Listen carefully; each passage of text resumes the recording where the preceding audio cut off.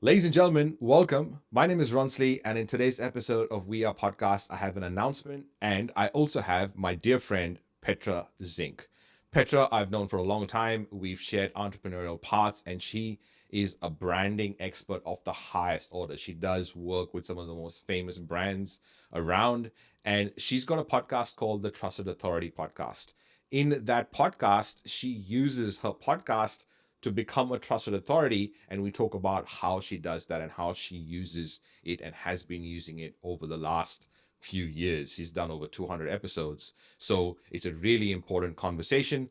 And the announcement I have is that We Are Podcast is actually going to go to twice a month as opposed to weekly show, because I am releasing a new podcast called My AI Love Affair, and that is a 3 times a week podcast. I feel I've done a lot of reps on this particular show with over 300 odd episodes here, and there's a lot of back catalog for you to go and listen to. So I decided to lessen the frequency on this podcast while you will get more of me on My AI Love Affair. It's 3 times a week and it starts this week. So if you are a subscriber to the show, I'm pretty sure that you'd love that show. Go check that out on all your favorite podcast platforms and on YouTube, because it is a video podcast. Talk to you soon. Enjoy the show. Ladies and gentlemen, welcome. Today I have Petra Zink in the house, who is the trusted authority. Well, I say that because her brand is just about being the trusted authority. She's been called different names and she's evolved as a brand. Is what I remember. It still is Impact. So if you go to Impact, IMPACCCT, you'll find everything about her. You'll find all the cool stuff she's up to. And today I invited her to the podcast to get to know how she created her podcast. So Petra, welcome to the show. Ronsley, thanks so much for having me. I'm honestly excited to chat to you all things podcast because you are the podcast king here. It's funny, right? I ran away from that term for so long. So no, it's great. I mean, I love learning and I love seeing what other people are up to. So I kind of want to get an idea of what the podcast is for you. And maybe if you had to explain your podcast to someone, what would you say? Absolutely. Now, the podcast is actually my third show. So it's 104 episodes. So, in a nutshell, what the Trusted Authority, the podcast show, is all about is basically mini workshops and inspiring interviews on all things becoming the go to the trusted authority in their field. Because most of my clients are what we call technical experts. They are incredible with what they are doing, their knowledge is way out there. But then when it comes to communicating and being actually recognized for it, it's a different story. And the podcast is all about having those mini episodes, having tangible tips, tricks, strategies around how you can make the switch, what may hold you back to progress to the C-suite, but then also bringing in incredible guests who share incredible wisdom. But at the same time, it's also an amazing opportunity for me to build my own credibility plus business. So just Yeah. say that much so far. No, it's so cool. I mean, I am so excited every time I talk to someone with a podcast. Like the first one is someone who has known me, or, should have started a podcast earlier and has, maybe they get like 50 episodes in and they go, dude, I should have done this a long time ago. That's just crazy. But something to notice, right, when you're talking, obviously, is that you speak other languages. Like, did you have to learn English, and how is that with the accent? And the reason I'm asking this question is because everyone, irrespective of their language skills, asking themselves, who would even listen? Why should I put my voice out there? Why should I say something? What if people disagree with me? And there's all these underlying, reasons we come up with, including our voice doesn't sound great. I'm wondering whether any of that had to come up, or any of that you had to deal with when you started your podcast way back when you did your first one. Absolutely. And I'm glad you brought it up because, to be honest, that was the reason that I didn't start it myself earlier. Also, because I thought English is not my first language. I constantly come up with my own words and phrases and sayings that don't necessarily make sense. And the first show that I launched was actually called the Talk Series, because at that stage I had listened to podcasts for probably another 6 years prior to it myself. And I realized it was not quite that level. And I learned all the big mistakes, from the worst sound quality to not actually hitting record when I had an interview, like not being prepared for an interview. And then after 52 episodes, literally a year later, I switched into Your Brand, Your Future. And then another 50 episodes later, that's a bit of the theme here, I launched it to my current podcast, which is called The Trusted Authority.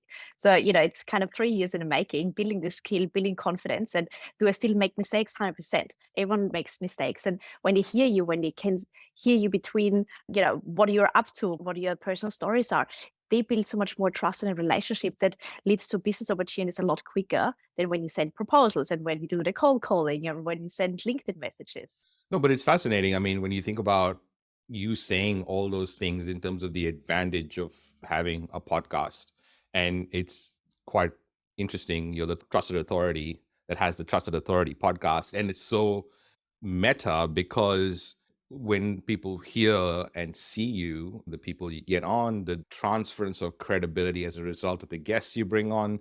But let's just break that down, right? So you had 3 podcasts. You started off, and this is great because I think we are business owners learning to be podcasters. I'm still learning to be podcaster. That's why I do this. So you did the first few seasons almost like a year, and you get practice. So every comedian has to go out and do their sets, right, in the bars where no one shows up. Every comedian goes through that, stand-up comedian, and I think every podcaster in some capacity goes through that. So what did you change in the third one as a result of learning different things from the first 2? Everything. Short answer. So what I'm doing is a solo episode and then an interview, and they're alternated. That people are not getting bored with just listening to me or just having interviews, but also that I can build my own credibility and can put in my own thoughts and not just have guests. That's my thought process, and that's completely different to my first show, which was a talk series. Like I did not do one single solo episode on my own. I invited guests, and at that stage, what I did, I had my 7 set questions and everyone got the same questions. Now I'm preparing a lot more in detail. Everyone gets their own individual and tailored questions based on their background, based on their area of expertise, but also to create a bit of a narrative. And I also created more of a bit of I've got different months dedicated to different themes to tie in with the mindset where people are at. Like, what do people already think about, and who can I then bring on to complement this topic, but also bring in my own stories? So that's a big differentiator. Also doing my research in terms of the guests, because you build or you can build a really strong relationship once you've done some homework. And Mark Schaefer, many will probably know him. He wrote 10 best-selling books, and he said to me, I've never been asked those questions. You were the most prepared in my 20 plus years of being actually a speaker. You were the most prepared host. And then he reached out to me and said, can I come back on your show because I have a new book? So that already shows how much of a relationship you can build beyond just asking random questions, but simply by showing genuine interest and support for the other person. So that's a big change. And what else is a change? I would say it's just a lot more structured, that I also create a lot more marketing material around it and repurpose the episode to not just have it out there once and then it's forgotten. And at the beginning, I literally just did that. Here's the episode, listen to it and see you later. I didn't do anything else with it, to be honest. So I mean, it's crazy that you've got so much stuff happening, because one of the things with the podcast is that you start a podcast and then you realize how much work it is and then you stop the podcast. So let's break this down. Before you hit record, what is your process to gather information and kind of like be prepared before you hit record, and how long does that take? Absolutely. Now, I plan monthly themes. So let's say August, for example, coming up is digital branding.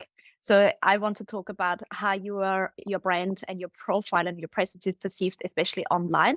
So what I always start with is giving a bit of a background. Why are we talking about this topic? Why is it important to talk about it right now? What's happening in the industry? How have things changed in terms of decision making, in terms of the economy, like anything that's happening right now? So give people a good understanding. Oh, this is why.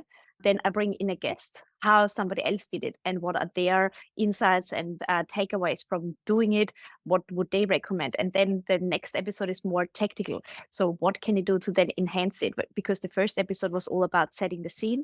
It's important because, and the next part is how can you now elevate it?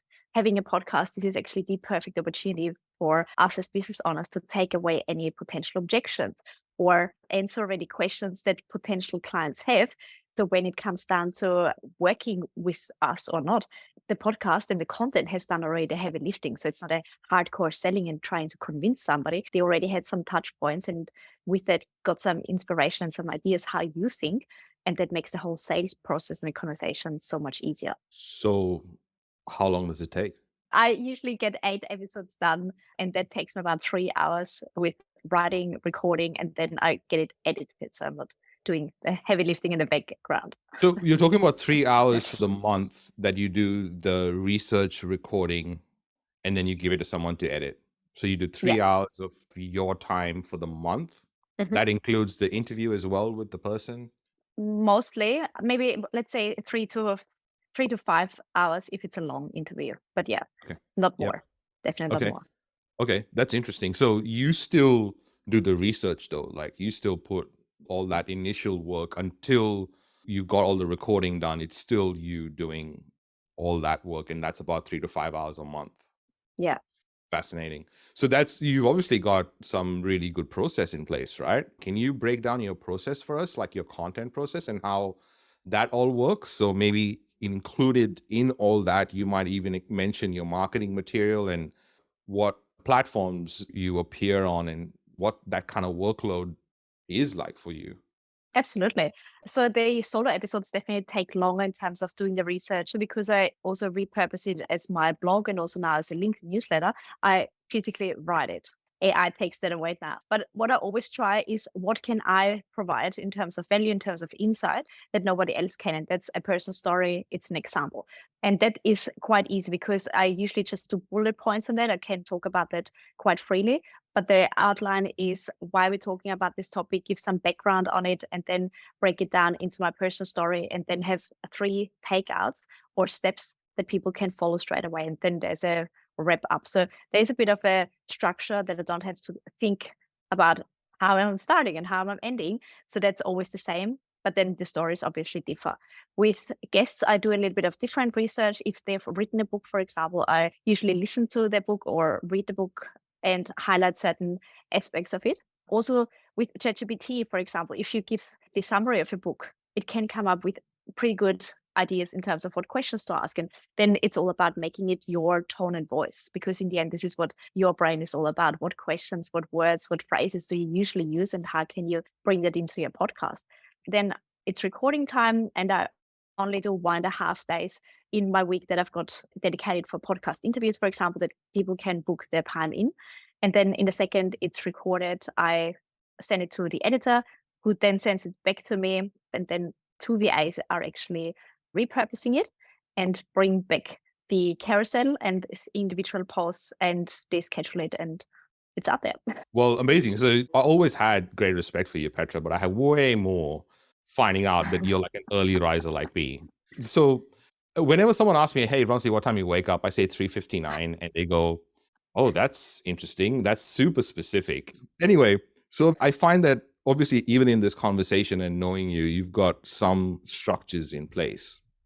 Let's talk about that because I think that's really interesting. You mentioned a couple of things right now about 1.5 days, and this is how much time I have in the week to do these things. How do you structure? So, what is your?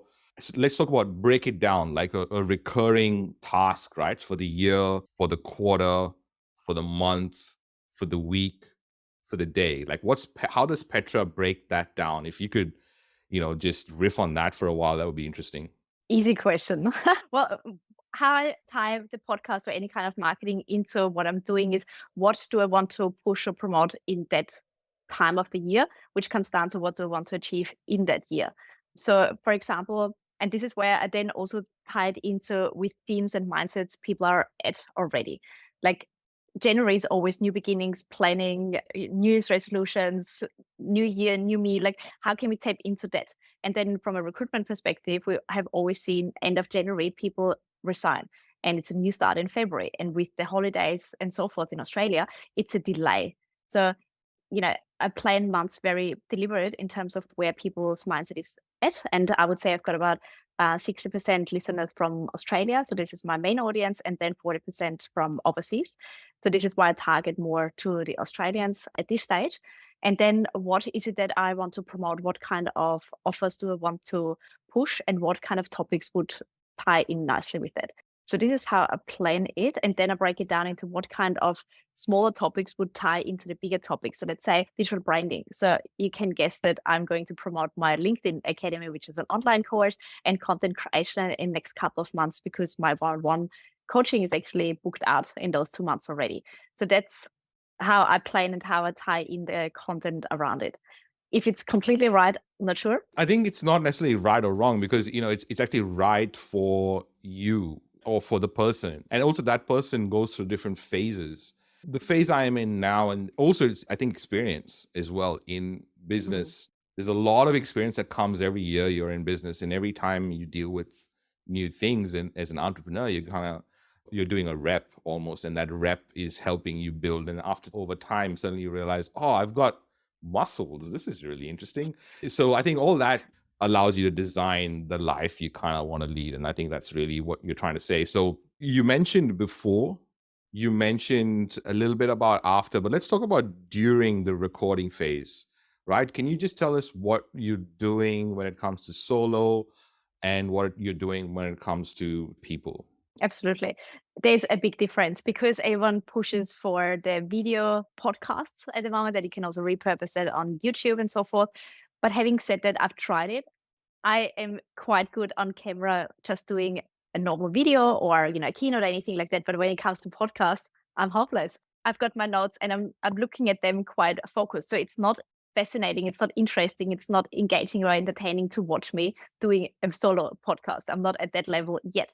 But yeah, currently it's having my notes there and having my microphone there and just reading slash trying to be a lot more fluent with my own stories.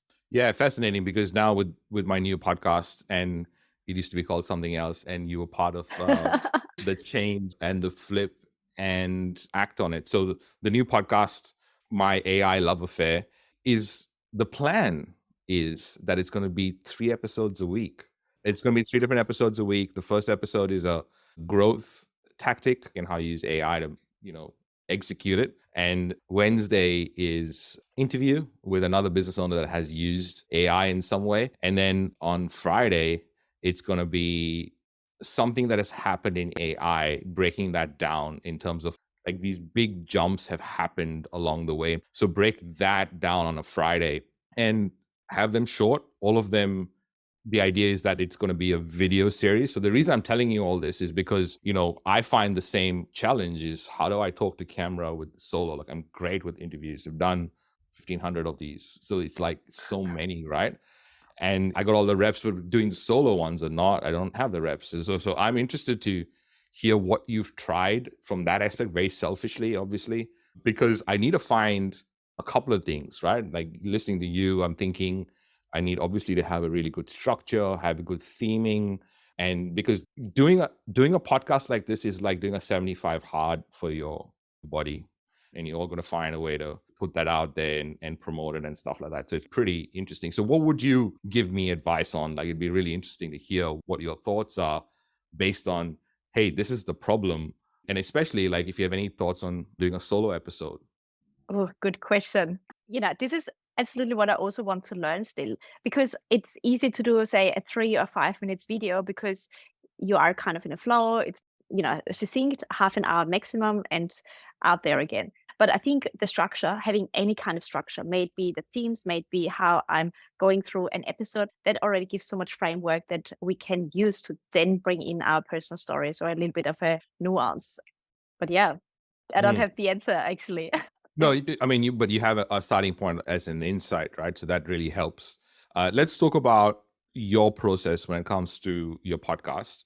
So now you've gotten the editing back from the audio editor, and so then your VAs create all the material. What kind of channels do you go on, and what kind of content goes out for your week? It is repurposed in a carousel post, which means like a PDF document. My main platform is LinkedIn. I used to do a lot of Instagram. Having said that, in the last 6 months, I've completely cut it back and have gone more or less all into LinkedIn. I also launched a LinkedIn newsletter with the episode only a couple of weeks ago because I thought, everyone's got a newsletter already, nobody's interested. And 4 days later, I checked by accident actually, and I have 2,500 subscribers in 4 days. I was like, oh, so people are interested, and I had already 6 inquiries. So go figure. I should have done that also a little bit earlier. Mm. Then it sends out via email newsletter, my own email list, the LinkedIn newsletter list, and then 2 posts on my personal page and 3 posts on my LinkedIn company page, and that's about it. Wow. So there's still a lot more options and opportunities though to repurpose and push it out there. Yeah, I mean, there's always, right? There's so much content that comes out of a podcast, and it's really fascinating. Just going back to what you said before about doing solo episodes, what I'm trialing is doing something like a Loom screencast for some of these things. And another thing is I'm trying to make them shorter. Like, I want to make them such that they are like a YouTube video length as well. So even the podcast will be that length. So I'm kind of breaking a few rules of mine because I usually like to have like short, like one word titles for the podcast. That has changed. The whole, having so many different styles and all that kind of stuff, that has changed. So it's really interesting to see how that turns out. What kind But of I think you advice? have to because there's more competition. Consumer behavior is changing. The interest is changing. Like if you don't evolve, you're already dying with your own show. And this is also why you're so successful. You're constantly trying and pushing. And I think people nowadays, because there's so much content and everyone talks about something similar, it comes down to what's your personal story, what's your personal take out or take on that topic. And the more free fall we can actually talk and not being super scripted, I think that resonates more with people at the moment. Yeah, I mean, behaviors have changed quite drastically. You're right. Mm. Good for you to point that out because initially no one knew what a podcast is, and now it is just literally part of their everyday. They listen to some podcast to the other, which is so fascinating. How does this impact the business? Can you break that down? Like, we haven't spoken about what it actually does in terms of return for energy, return for your time, return for your money, return for everything that you put into the podcast. And I always have to remind myself about that too, because in the beginning, nothing happened. Let's be honest. You've got 12 listeners and probably 8 of them were your own downloads. Nothing happens.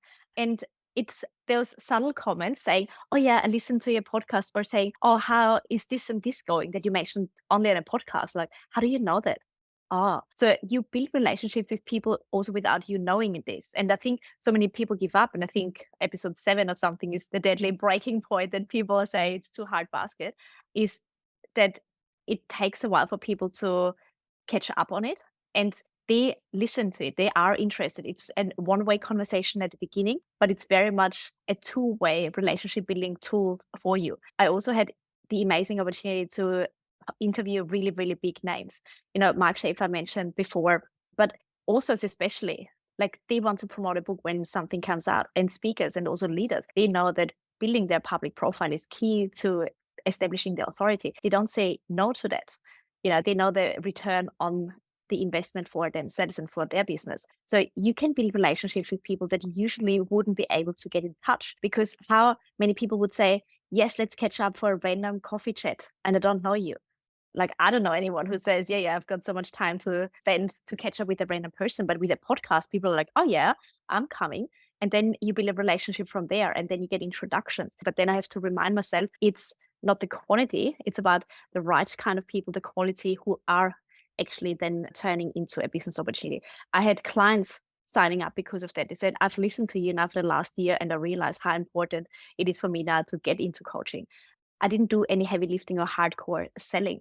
So there are so many benefits that are not just measured in the financial result, but also in you becoming a relationship builder, in you being known by others. You have got your own platform. Nobody can take that away from us. Whereas social media, they can turn it off tomorrow and we've got nothing. It's fascinating you're saying all that, but also one of the things that a podcast does is just makes you better at communicating.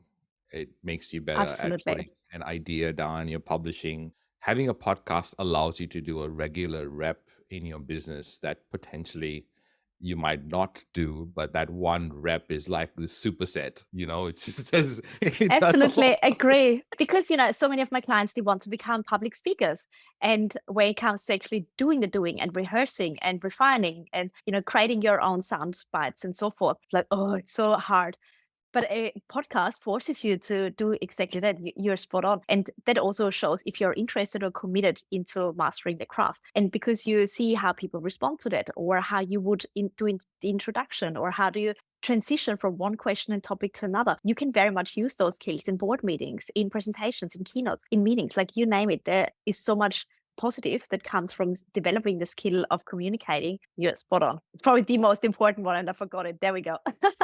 No, I mean, it's just that, it's just sometimes there's just so many advantages to having a podcast, and my list is getting longer. And, but I feel like people are cluing in a little bit. There's still a whole bunch of other people going, that's another question I get asked a lot. But podcast, honestly, where's the ROI? Who pays you? And I'm like, oh, this is a really interesting conversation. But that has changed because now I'm kind of focusing only on people that already know a podcast is a good idea for their business, which makes a huge difference. So let's talk about what you would suggest for someone, starting a podcast or just getting into the podcasting world. How would you kind of, if you had any advice for them, what would that be? Because not only have you done like 200 episodes in total, which is a lot, considering that people stop after 7 episodes, and that's a well-known fact. So congratulations on that. Well done. Ladies and gentlemen, The Trusted Authority is the podcast that you go to. So if you go and find that on Spotify, on iTunes, or go to Impact, IMPACCCT.com to find everything that Petra's up to. So Petra, what kind of advice do you have like for someone that's starting a podcast? I would say start with your why, as boring as it sounds, but why do you want to have a podcast? Because, if this magic number is 7 and things get hard and life gets busy and everything else has a priority, you need to have a reason why you would continue with it. Like, what is the main outcome? What's the main driver? And it might not be business opportunities. It might not be career opportunities, but it might be that you say, I want to actually become a highly paid public speaker or a keynote speaker for a living. This is my playground. And if nobody listens, I develop my skill. And that's a good enough why. For others, it might be a business reason. For others, it might be a relationship tool. I think there was just under 1 million podcasts, and now it's like 3 million. So we are competing with a lot more people. Who do you want to speak to? And then also, what is interesting in their world? Can you speak their language? Because a big part of the trust authority principle is about how to become the translator. And what you just did with the AI podcast, when you said on a Friday, we talk about what's happening and I break it down to make it easy to understand. You are the trusted authority in that space because you've got the technical background, but you also have the commercial understanding. So you are able to talk to business owners in their language and not in your technical jargon worlds. And this is exactly what sets you apart from everyone else. So honestly, I cannot wait for you to launch the other podcast and listen to all of that because you are such a good educator and teacher in that way. And I don't have to feel stupid that I don't have the technical background. It's really interesting because when ChatGPT first came out, so I think this is back in January, one of the first things I did was give it a piece of my podcast. And I said, can you analyze my voice? And it's really fascinating because it came up with this analysis of how I speak. But one of the things it came up with, which is so fascinating because you just mentioned it, is like that it said that when I'm trying to convince someone about my argument, I use metaphors and analogies. And I never thought that I did that until it kind of analyzed my voice. And then now, if I want to write something, I put in that same sort of prompt, and this is my voice. Can you write for me? And it uses some crazy metaphors and analogies that even I would have not thought of. So it's like that whole superpower of what I've been doing naturally is kind of being helped by having all these different analogies to things to be able to explain it. So I love that you picked up on it because, it's like something that I didn't even know I had. That's another thing about a podcast is like it gives you insight into yourself by interviewing others that is just so valuable. So yeah. And I think you said it spot on. It's your superpower. Like metaphors, this is what people can relate to. And this also forces you, in quotation marks, to really understand that topic and think in a parallel world. Like, how can I make that relatable to everyday situations? And especially in the very technical, say, and compared to another technical tool, because it's still the same. It's just a different word for it. But when you say, so, it's like salt and pepper, it's not the main dish, but it makes it all different. And this is exactly what this tool does. Like, oh, now I get it. Like, you create everyday experiences in people's mind that they can latch onto that. It's like, oh yeah, he's explained it so well to me. So now I'm in the know and I feel good about myself. So guess what? I like you. Like, this is how we make decisions about somebody. And if we remember somebody in a good way or not. Brilliant. Well, Petra, always a pleasure. Thank you for doing this. Thank you for all your wisdom. Thank you for being a podcaster. And thank you for all the time that you gave us. So, any final words of wisdom? The final words would probably be to give it a go. Also, when you don't think you are ready, because nobody's ready, like you will never be ready, but you are getting better with every single rep. And it just also proves your commitment versus your interest into a topic. It can also be a playground, whether you say, I want to explore this topic in detail, or you are already bored with the topic yourself after 10 episodes can happen. And you have not dedicated your entire life and your career and your education to it. So give it a go and see it as a playground for your own skill development and your relationship building. So thank you for everything that you do and inspire so many to actually get our voices out there and our messages heard. Thanks, Petra. That was awesome. No, thank you. It was fun.